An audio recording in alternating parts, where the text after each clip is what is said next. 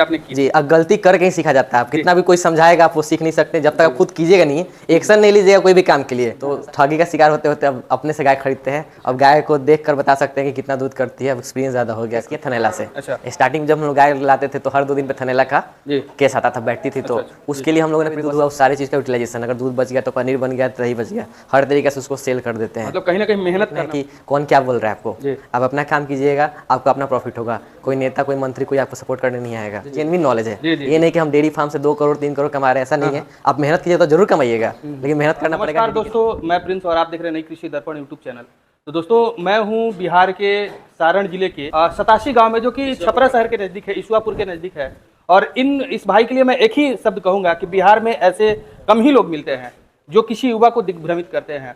इन्होंने आज से 2.5 साल पहले एक गाय से शुरुआत किया, और एक गाय से शुरुआत करने के बाद शुरुआती गलती को भी इन्होंने काफ़ी बखूबी अच्छे से बताया अपनी वीडियो में, और किस मकसद से डेयरी फार्म किया है। इस तरीके अगर युवा अगर डेयरी फार्म में आए और दिग्भ्रमित ना हो और अच्छा संदेश दे, तो मैं समझता हूँ कि आज हम बिहार में जो बेरोजगारी को लेकर के रटते हैं वो बिल्कुल ही दूर हो पाएगी। और ये डेयरी का एक ऐसा सेक्टर है, एक ऐसा ये व्यवसाय है कि इसमें आपको बहुत सारे लोगों को इसने रोजगार दे रखा है। तो बहुत सारी चीज़ें हैं, मैं दिल से सलाम करता हूँ जो इन्होंने संदेश दे रखा वीडियो में। और आप वीडियो कंप्लीट देखिएगा, जानकारी अगर अच्छी लगे तो चैनल को सब्सक्राइब कीजिएगा, साथ में बेल आइकन का बटन को प्रेस कर लीजिएगा, ताकि जब भी इस तरह का वीडियो बना तो आपको अपडेट जो मिलता रहे। तो आइए हम इस युवा साथी से बात करेंगे, ये बीटेक करने के बाद इस डेयरी फार्म को क्यों चुने और इनमें इनको क्या स्कोप दिखा और आज ये अभी क्या कर रहे हैं, उसके बारे में इसमें हम जानकारी। नमस्कार सर, सबसे पहले आपका हमारे चैनल पर स्वागत है। आप अपना छोटा सा परिचय हमारे दर्शकों को दे दीजिएगा सर। जी, मेरा नाम अर्णव प्रताप सिंह हुआ, मेरा गाँव का नाम सतासी हुआ, जो सारण डिस्ट्रिक्ट में है, ईसुआपुर प्रखंड। जी। तो ये सर डेयरी फार्म का मतलब काम आप कब से कर रहे हैं? डेयरी फार्म का काम करते हुए हमको 2.5 साल हो गया लगभग। 2.5 साल हो गया? जी। अच्छा। और 2.5 साल से जी बताया जाए। 2.5 साल से हम यहाँ पे स्टार्ट किए। सबसे पहले यहाँ पे शेड वेड बना छोटा सा, और एक गाय से हम स्टार्ट किए थे यहाँ पे डेयरी फार्म। अच्छा जी। तो सर आप काफ़ी युवा दिख रहे हैं, और अभी हमारे बिहार में जो हमने देखा है जी कि लोगों का सरकारी नौकरी की तरफ ज़्यादा रुझान होता है। तो आप मतलब नौकरी न छोड़ करके ये डेयरी फार्म गोबर वगैरह में क्यों आ गए? सरकारी नौकरी के चक्कर में अगर रहते हैं, अगर हम तो पढ़े लिखे बीटेक किए हुए हैं, और मेन समस्या सरकारी नौकरी का ये है कि आजकल देश में जैसे बेरोजगारी चल रही है, अगर एक ऑप्शन पे अगर डिपेंडेंट रहा जाए तो आपका कैरियर भी खत्म हो सकता है, और सरकारी नौकरी का भी कोई चांस लग नहीं रहा है जिस तरह से भी चल रहा है बेरोजगारी का हाल। तो मैंने सोचा कि एक बैकअप के रूप में एक अपना तैयार किया जाए कि ये भी काम होते रहेगा, और साइड से अगर पढ़ाई लिखाई चले तो वो भी हो सके, कोई छूटेगा नहीं। तो हमने इस लाइन में अपना आना स्टार्ट किया, हम डेयरी फार्म में। देखे कि गाँव कैसा माहौल है कि यहाँ पे ये बिज़नेस है जो चल सकता है, ऐसा इसमें वो क्वालिटी है इस बिज़नेस में, जो हर जगह अच्छा दूध नहीं मिल पाता है, जो हमारे माध्यम से लोगों को, जो छोटा बच्चा हो, जो मेन ग्रोथ का एज है छोटे बच्चे का, उन लोगों को अच्छे से दूध मिल सके। जो उनका ग्रोथ का एज है उसमें वो पानी वाला दूध पियेंगे तो उनका ग्रोथ रुक जाएगा, कुपोषण के शिकार हो पाएंगे। तो ये पर्पस से हम लोगों ने डेयरी फार्म स्टार्ट किया, कि जो भी मेन पर्पस ये था कि बढ़िया दूध मिल पाए लोगों को, एटलीस्ट हमारे आसपास प्रखंड में फिलहाल इस लेवल पे काम हो पाए। तो बिहार में सर बहुत सारे लोग कहते हैं कि दूध का रेट नहीं है, तो क्या मतलब आपको दूध का रेट अच्छा मिल जाता है? जब हम नया डेयरी फार्म स्टार्ट किए थे तो हमें कोई आइडिया नहीं था कि मार्केट क्या है, हमने बस स्टार्ट किया था इस पर्पज़ से। लेकिन हम जब देखे कि दूध का रेट कम मिल रहा है तो सबसे पहले क्या किया कि हम दूध अपने से खुद से सेल करना स्टार्ट कर दिए। गांव-गांव घूमकर बोतल में पैक करके लोगों को बताएं कि ये बेहतरीन दूध है। जब लोग पीना स्टार्ट किया हमारा दूध पहले से, उसके बाद उनमें फ़र्क नज़र आने लगा। जब हमारा दूध पिए तो उनको घी भी निकलने लगा, और वो अपना बाहर दूसरी जगह से दूध चेंज करके हमारा दूध यूज़ करने लग गए। अच्छा जी। तो किस रेट से दूध मतलब शुरू में सेल करते थे, और अभी किस रेट से आपका है सर? सबसे पहले भैया हम दूध रेट सेल करते थे 30 रुपये kg, एकदम फर्स्ट टाइम। उसके बाद हमने बोला कि दूध का रेट कम लग रहा है, और कॉस्टिंग लेबर कॉस्ट सब जोड़ के मैंने देखा कि इससे पॉसिबल नहीं। ये वही फार्म दे सकते हैं जो एक गाय रखे हैं, जिनको कोई मतलब नहीं दूध से, वो अपना दूध बस दे रहे हैं, उनको कोई बिजनेस से कोई पर्पज नहीं। हमारे पास इतनी सारी गाय हुई तो हमने देखा कि इतने कम रुपए से प्रॉफिट नहीं हो पाएगा। एटलीस्ट प्रॉफिट भी बनाना कि गाय सबको अच्छे से दाना वाना दे पाए हम लोग, कि दूध का रेट अच्छे से मेंटेन हो पाए। तो हम लोगों ने 50 रुपये लीटर इस दूध का कीमत रखा। जी। तो सर अब ये हम आपसे जाने का प्रयास करें कि एक गाय से आपने शुरुआत किया जी, तो कितना रुपए इन्वेस्टमेंट मतलब आपने टोटल किया होगा अपने डेयरी फार्म में? अभी तक हमने एक गाय से स्टार्ट किया, हमने 60,000 की गाय खरीदी थी पहली गाय। अच्छा जी। सेड बनने में उस टाइम पे ये पहला सेड बना था हमारा। अच्छा। इसमें 4 लाख रुपए का इन्वेस्टमेंट हुआ सेड बनने में। और गाय हमारी खरीदे हम लोगों ने 60,000 में, वो प्लस में मैट वैट वगैरह जी जी। अप्रोक्स 5 लाख रुपया हम लोग लगा कर स्टार्ट किए थे इसको स्टार्टिंग फेज में। तो मतलब ज्यादा शेड पर खर्च किए फिर कम आपने हमारे पास नॉलेज का कमी कही है, हम लोगों ने शेड में खर्च ज्यादा कर दिया उस टाइम पे ईंट वीट का। इससे कम खर्च में भी अच्छा सेट बन सकता है। जब हमारे पास काम करते गए तो हमको एक्सपीरियंस हुआ कि और भी अच्छा सेट बन सकता है कम खर्च में भी। तो स्टार्ट करने के लिए अब थोड़ा सा कम खर्च में भी एक पाइप के सिस्टम से और उस साइड से हाइट बढ़ा के आप अच्छा सेट बना सकते हैं, जो हमारे इन फ्यूचर में यहाँ पे जो सेट बनेगा उसी हाईटेक सेट ही बनेगा, जो ऑटोमेटिक रहेगा, फुल ऑटोमेटिक। एक लेबर से कम 50 गाय हैंडल हो सके उस टाइप का फार्म जो दूसरा बनेगा वो बनेगा, जो हमारे पास अभी पूरा नॉलेज हो चुका है हर चीज़ का। मतलब कहीं ना कहीं शुरुआत में ये गलती आपने की जी। अब गलती करके ही सीखा जाता है। आप कितना भी कोई समझाएगा आप वो सीख नहीं सकते जब तक आप खुद कीजिएगा नहीं, एक्शन नहीं लीजिएगा कोई भी काम के लिए। सारा किताब पढ़ लीजिएगा, जब तक प्रैक्टिकल नहीं कीजिएगा आपको नॉलेज नहीं होगी। तो प्रैक्टिकल बहुत इंपॉर्टेंट है। आप पहले अगर ये काम करना चाहते हो तो पहले स्टार्ट कीजिए जी, उसके बाद आप सीखिए। हाँ। तो एक गाय खरीदने के बाद फिर कितने दिनों के बाद गाय की संख्या बढ़ाने शुरू की? जब हमने एक गाय खरीदा उस टाइम पे दूध हम लोग दे रहे थे, तो उस टाइम पे रमजान का वो चल रहा था, सीजन चल रहा था, उस टाइम पे दूध का डिमांड ज़्यादा रहता, तो हमारा दूध का खपत होने लगा। फिर हमने एक और गाय खरीदा, ठीक है, और गाय खरीदा 5 गाय कर लिया और अपने से सेल करने लगे। उसके बाद हमको कॉन्ट्रैक्ट मिलने लगा दूध का मार्केट से कि हमें दूध चाहिए, तो दूध ज़्यादा डिमांड आ रहा था, 1 क्विंटल पर डे का, तो उतना था नहीं, तो हमने गाय और बढ़ाना स्टार्ट कर दी। उसी पर्पस मतलब गाय हम लोग का स्टार्ट हो गया। तो गाय की खरीदारी शुरुआती के दिनों में कहाँ से किए थे? लोकल आसपास के जो होते हैं फिलहाल लोग यहाँ पे जो बोलते हैं मीडिएटर, हाँ, जो गाय को किसान से खरीदते उड़ते बेचते हैं, उनसे संपर्क किया हम लोगों ने। तो नॉलेज था नहीं, कभी ठगी का शिकार हुए नहीं? हुए हैं, ठगी का शिकार हुए हैं, कभी बीमार गाय खरीद लिए, उस टाइप का हुआ है। तो ठगी का शिकार होते होते अब अपने से गाय खरीदते हैं। अब गाय को देख कर बता सकते हैं कि कितना दूध करती है, अब एक्सपीरियंस ज़्यादा हो गया खुद का। जी। तो अभी गाय की खरीदारी कहाँ से करते हैं? प्रेजेंट टाइम में भी मीडिएटर? अभी हम लोग का पूरा पर्पस है कि गाय यहीं पे तैयार किया जाए। अभी तो हमारे पास प्रॉपर गाय है, बछिया सब भी है, उनको तैयार किया जा रहा है। और गाय जब खरीदना होगा तो हम लोग का लिंक बढ़ गया है, मार्केट में भी है आदमी, तो लोग आके बोलता है कि गाय खरीदिए चाहे देखिए, तो हमें अब मीडिएटर की जरूरत नहीं पड़ती, हम लोग डायरेक्ट जाते हैं और गाय देखते हैं, अगर पसंद आती है तो खरीद लेते हैं। जी। तो अब शुरुआती के दिनों में आपको परेशानी क्या हुआ था, क्योंकि ये जानना बहुत जरूरी है लोगों को जी, कि क्या क्या परेशानी आपको शुरुआत में हुआ था, इसके बारे में थोड़ा सा हमारे दर्शकों को जरूर। शुरुआती में परेशानी ये हुई थी कि चारा का समस्या, बारिश में दिक्कत होता था, माल जाल मवेशी को रखने की बड़ी बीमारी, तो उस समस्या को हम लोगों ने निदान किया। जो समस्या आती है उस पर हम लोग काम करते हैं। गर्मी के दिन में फॉगर वगैरह का हम लोगों ने लगाया कि गाय बहुत हाँफती थी, तो फॉगर वगैरह का काम करवाए हैं। तो जो समस्या है उस पर काम हम लोग करते गए हैं। जी। तो हरा चारा की व्यवस्था हम लोगों ने किया और नेपियर का हम लोग लगवाए हुए हरा चारा। जी। तो 2.5 साल का आपका एक्सपीरियंस हो चुका है, तो इस एक्सपीरियंस के आधार पर अगर देखा जाए तो क्या डेयरी फार्म का बिजनेस मतलब बिहार के माहौल में सही है कि नहीं है सर?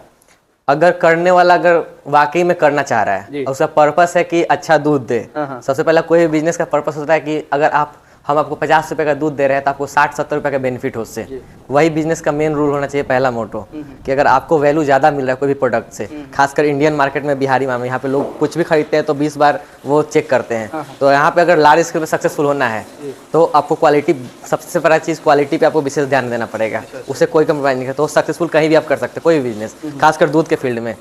और इसमें ट्रस्ट बनाना बहुत इंपॉर्टेंट होता है। एक बार आपका ट्रस्ट चला गया तो फिर आप कितना भी प्रोडक्शन कर लीजिए, फिर कोई फ़ायदा नहीं है, आपको कम रेट में फिर लॉस में जाइएगा आप। तो आपका शेड का मतलब लंबाई चौड़ाई कितना स्ट्रक्चर? अगर 20 फीट हमको लगता है 20 फीट चौड़ा होगा, और लंबाई हमको लगता है कि 40 फीट लंबाई, 40 फीट जी जी लंबाई हो सकता है। और इतने में अभी कितनी पशु रख रखे हैं सर? इसमें हमने अभी 16 पशु रखा है जी, इसने सेड में। लेकिन ये भी कंजस्टेड है, अभी हमने स्टार्ट किया तो रखा है, लेकिन जो बढ़ेगा सेड तो वैसा हम लोग फार्म बनवाना है जो ओपन फार्मिंग टाइप का, खाने के लिए अलग होगा और उनको घूमने के लिए ओपन अलग होगा, सेपरेट टाइप। हाँ, ये सब उस हिसाब से होगा। अब आपसे जानना चाहेंगे, आप फीड के बारे में जानना चाहेंगे, तो मतलब फीडिंग तो आपको शुरुआत में भी दिक्कत हुआ? जी, फीड सबसे समस्या थी फीडिंग की। तो पहले हम लोग अपना गेहूं वगैरह था, ये सब था, तो उसमें गर्म करना, उबालना, बहुत समस्या आती थी, टाइम बहुत ज़्यादा कंज्यूम लगता था। थोड़ा सा बचत के लिए ज़्यादा टाइम कंज्यूम, तो टाइम का भी कीमत होता है। तो हमने क्या किया कि बजाज का एक शीतल दाना है C50, तो वही हम लोग कंटिन्यू चलाते गए अभी तक, और उसी को यूज़ करें। उसमें ना गर्म करने का झंझट ना कुछ, डायरेक्ट हरा चारा दिए, हरा चारा के ऊपर से जितना पर गाय को जितना लिमिट है देना चाहिए उतना गाय को हम लोगों ने देना स्टार्ट किया। दूध भी कांस्टेंट रहता है और टाइम भी बचता है। तो कितना मात्रा में देते हैं फीड अगर देखा जाए तो एक गाय? अगर हमें तो उतना आइडिया नहीं, लेकिन हमको जहाँ तक पता है अगर 10 लीटर दूध करती है तो 5 kg, 10 kg दूध करे तो हाफ उसको दाना, क्योंकि बॉडी वेट भी उसका मेंटेन रहे और दूध का भी अच्छा क्वालिटी रहे। जी। तो उसके बाद हरा चारा पूरे साल मिलता है? हरा चारा पूरे हमेशा अवेलेबल है। 4 बीघा में हम लोगों ने हरा चारा वाला नेपियर, जो हमेशा अवेलेबल रहता है। वो हरा चारा प्रति गाय का अगर वो 3 क्विंटल की गाय है तो 40 kg हरा चारा उसको पर डे चाहिए, एक टाइम में उसको पूरे साल मतलब? हाँ, पूरे साल देते हैं। और भूसा भी स्टॉक करके हम रखे हुए हैं कि इन सीजन आंधी तूफान बारिश वारिश कभी नहीं जा पाया, हरा चारा नहीं कट हो पाया, इन केस उसलिए भूसा भी है। तो भूसा पूरे 1 साल का स्टॉक कर लेते हैं? भूसा हम लोग 6 महीना का स्टॉक करते हैं, उतना ही की जरूरत पड़ता है। हाँ अच्छा अच्छा जी। और बाकी 6 महीने में कितना खपत कर जाते हैं भूसा का आप कर लेते हैं? हमको अप्रॉक्स भूसा का खपत कम से कम है, अगर एक बेरी का साइज यहाँ के लोग बेरी समझते होंगे जी जी, तो हमको लगता है कि एक बेरी अगर गाय हमारी खाना स्टार्ट करेगी तो 6 दिन में एक बेरी भूसा खा जाएगी। अच्छा हाँ, इतना खपत है भूसा का उस हिसाब से। तो हम लोग भूसा का स्टॉक ज़्यादा लगता है, 6 महीने का ही लगते हैं। और हमारा सबसे मेन है अभी खिलाने के लिए हरा चारा, उसी का स्टॉक पूरा रहता है। तो 16-17 गाय है ना टोटल? जी। बछिया वगैरह सब लेकर? बछिया लेकर ज़्यादा है, बछिया लेकर 25-26 गो है। तो अकेले मैनेज करते हैं या लेबर रखते हैं? लेबर 2 गो है हमारे पास। अच्छा, 2 लेबर जी। हम मार्केटिंग में हम दूध का सेल वेल का काम करते हैं। खुद सेलिंग जी, करते हैं? खुद से पर्पस हम खुद सेल करते हैं अपना। जी, अपना दूध खुद से बेचते हैं, पनीर दही दूध 3 गो आइटम हम अपना मार्केट में सेल बना करते हैं करके। जी। तो पनीर बनाते हैं तो मतलब कितने केजी में, 1 केजी पनीर में कितना दूध आता गाय के हमारे पास गाय है तो गाय के दूध में आइडियल सबसे ज़्यादा से ज़्यादा 150 ग्राम ही आ सकता है, उससे ज़्यादा नहीं आ सकता, पॉसिबल नहीं है। अगर कोई क्लेम करता है कि ज़्यादा आता है वो आता है, वो फल्स है। एक्यूरेट 130 से 150 ग्राम तक आता है। अगर बढ़िया दाना वाना रहे तो उतना ही आ सकता है, उससे ज़्यादा नहीं है। क्योंकि एसनेफ फैट 2 दूध में होता है, तो फैट का कोई पनीर में रोल नहीं है, एसनेफ से ही वो बनता है पनीर, तो फैट तो वेस्ट हो जाता है। तो अब आपसे जानना चाहेंगे रोग वगैरह को लेकर के क्या परेशानी आता है, किस किस तरह का रोग का आपने सामना किया 2.5 सालों में? हमने रोग के बारे में हमारे पास नॉलेज था। अच्छा। रोग तो बहुत सारा होता है, गला घोटू होता है, खुरपा का मुँह पका होता है, और लंगड़ा होता है, बहुत सारी चीज़ होता है। और सीजनल बीमारी होता है, जब बारिश वारिश होता है, मक्खियों की काट लेती है तो सारा और ये सब रोग होता है। तो हम लोग प्रिकॉशन उस टाइम पे रखते हैं। क्या प्रिकॉशन रखते हैं सर? ब्लीचिंग पाउडर, नाद में वो छिड़काव का होता है, चूना वगैरह का वो होता है, ठीक है। ऊपर से जो भी सीजनल बीमारी होता है, वायरल वगैरह होता है, उसका टीका आता है, वो सारा टीका हम लोग लगवाते हैं। जैसे लंपी वगैरह हो गया, हमारे सारे गांव के आसपास के मवेशी को हुआ था लंपी वगैरह, हम लोगों ने पहले टीका वगैरह उसका टीकाकरण करा लिया था, तो हम लोग सुरक्षित उस चीज़ से। और आइसोलेट रखते हैं बाकी लोग का आना जाना से, इसमें थोड़ा सा हम लोग ध्यान रखते हैं सब चीज़ का। तो और अब जी और मिल्किंग में खास करके उसका भी ध्यान रखते हैं, साफ सफाई का। जी। तो अब आपसे ये जानना चाहेंगे, जैसे कि हमारे बिहार में हमने अब मोस्टली फार्म पे जब मैं गया हूँ तो देखा हूँ 2 चीज़, थनैला और रिपीट। जी, सबसे यहाँ पे हम लोग सबसे ज़्यादा फेस किए थनैला से। अच्छा। स्टार्टिंग में जब हम लोग गाय लाते थे तो हर 2 दिन पे थनैला का जी केस आता था, बैठती थी। तो उसके लिए हम लोगों ने प्रिकॉशन लाया कि मैट यहाँ पे लगवाए, जो बैठती थी तो दबता था, दबने के बाद सूजन का वजह से थनैला होता है, या तो खान पान की गड़बड़ी से, चाहे सर्दी से, 2-3 टाइप का से थनैला होता है। और सबसे पहले कि जब गाय दुहाती है मिल्किंग टाइम में तो वायरस जाने का वहीं से उनका चांस है कि वहीं से वो लोग घुस सकते हैं वायरस। और दूध में होता है प्रोटीन, तो जहाँ पे प्रोटीन ज़्यादा रहता है कोई भी चीज़ वो जल्दी खराब होता है, तो उसमें पर्पस वहाँ से जाने का उनका चांस ज़्यादा रहता है वायरस। तो वहाँ पे लीफ सोल्यूशन रहता है रेड कलर का, उससे चाहे उसको साफ करके धुला देता है। गाय को दूधने के बाद उसको बैठने नहीं देना है कम से कम 20 मिनट तक। जब वो लॉक हो जाएगा तो आप थनैला से मुक्ति पा सकते हैं एक तरह से। 100% तो नहीं, लेकिन 90% आप वो क्योर कर सकते हैं। जी। तो कितने से कितने लीटर वाली गाय अभी आपके पास है? जी, हमारे पास मिनिमम 6 लीटर करने वाली गाय है, जो हम लोग स्टार्टिंग में कर दें। जो नया गाय कर दे वो 10 लीटर प्लस कर दें। मतलब 10 लीटर प्लस 20 लीटर दिन का? हाँ, दिन का 20 लीटर, 16 लीटर, 20 लीटर इस टाइप इस का। तरीके से जी आपने जी, मतलब क्रॉस में ही रखा आपने? हाँ, क्रॉस रखे हैं, गिर साहिवाल का क्रॉस। मिल्किंग कितनी, मिल्किंग में कितनी है अभी? मिल्किंग में हमारे पास ये जितनी भी गाय दिख रही है, हाँ, सारी इस फार्म में सारी मिल्किंग में है अभी।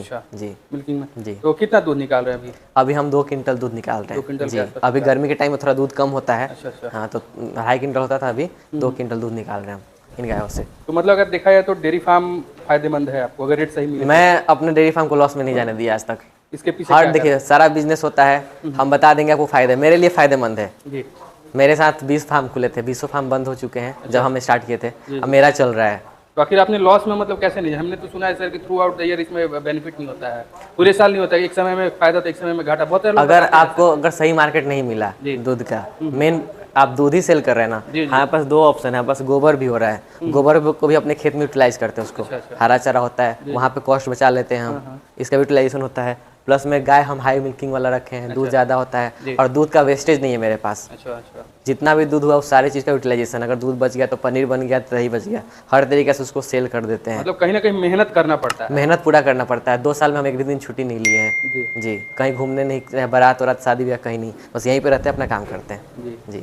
अगर आपके जैसा अगर युवा इस लाइन में आना चाहते हैं तो उनके लिए क्या संदेश देना चाहिए? उनके लिए यही संदेश देना चाहते हैं, डेडिकेशन होना चाहिए, जी, जी। लाइफ में कुछ करना है, कुछ चेंजेस लाने के लिए पीछे भागना, ये नहीं कि पर्पस पैसा कमाना हो। लाइफ में पर्पस ये होना चाहिए कि कुछ समाज से उसको क्या मिल रहा है।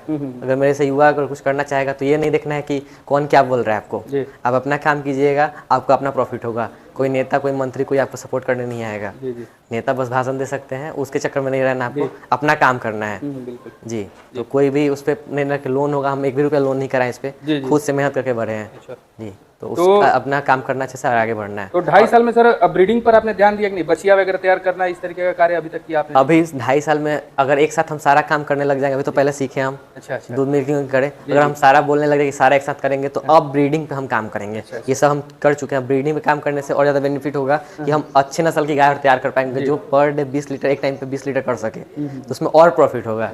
जी।